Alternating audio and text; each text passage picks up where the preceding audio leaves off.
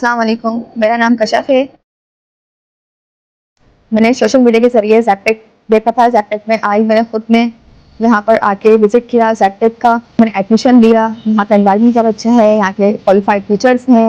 मैंने इलेक्ट्रिशियन में एडमिशन लिया। यहाँ पर मैंने बहुत सारी चीज़ें सीखी हैं। डीसी वायरिंग है, एसी वायरिंग है, यूपीएस है, होम वायरिंग है, बिल्डिंग वायरिंग है, ये चीज़ें, लैंप लगाना, बहुत डिफरेंट वायरिंग है, डिफरेंट काम है इसके अंदर।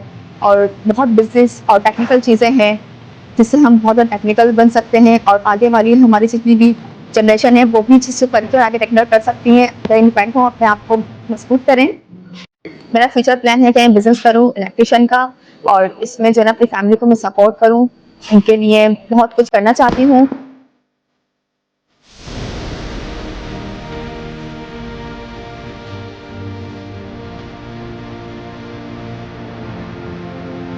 और thank you so much Zaptech, Azam town, Karachi.